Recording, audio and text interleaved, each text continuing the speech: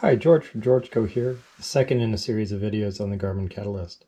One of the things I noticed yesterday when I was filming the unboxing video was just how much glare there was on the screen. I could see both myself and the camera, and I got to thinking about a high-touch device. So what would it be like if I put a screen protector made for an Android on it?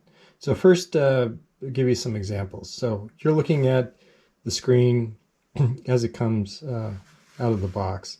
Fairly reflective. In fact, if I move out of the shadow of the light that's over my head, you start to have a hard time. So this would be as if the sun were coming in the back window of your car. Might have trouble seeing some of your choices. So it depends on how you position it. But either way, highly reflective, and there's no protection for the screen. So we thought we'd try two different screen protectors. Both of them were made for a 7-inch Android. They both had to be trimmed to fit, but that was a fairly easy process.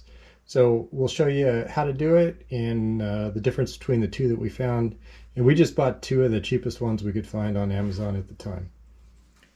Okay, the first cover we bought from Amazon is made by SuperShieldz. This is for a 7-inch tablet. What we're going to do is we're going to use the cover that shipped with it, the protective cover, as a template, and first draw it onto the screen protector and then trim it down to size. This one ships with the protective covering on both sides. You peel off layer 1, stick it down, work out all the bubbles, and then peel off layer 2. So we want to make sure that we're drawing on the layer 2 side. We want to get it just a little bit smaller than the Garmin protective shield. So we've cut it down. Now it's time to see if it fits. Let's just place it inside. So just like your phone or a tablet, the secret to a good screen protector is to make sure that the surface is clean and free of any dust or lint. So I'll start by making sure there's no fingerprints or oil on the glass. Get it as clean as possible, and use the dust absorber.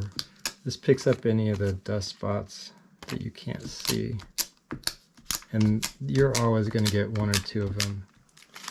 Next, remember side 2, side 1. So you want to start with side 1. I like to peel it back just part way, get a corner fit, and then peel the rest of it. So let's see if this fits. Center it.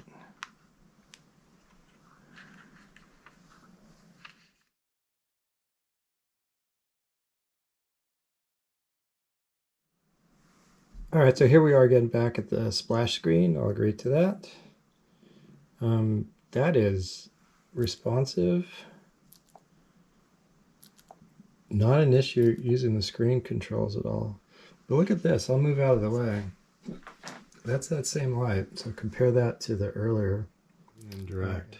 Wow, I'm impressed. I think that's pretty good. It's a nice matte finish. It gives you actually a good tactile feedback. And we'll see how that compares to the other one. The NuPro screen protector. It's made for the Amazon Fire Gen 7 and Gen 9 and had to be trimmed down a little bit. There it is, directly looking at the light over my shoulder. That'd be as if the sun were straight behind you. Screen is still readable. Not a lot of reflection. Good response.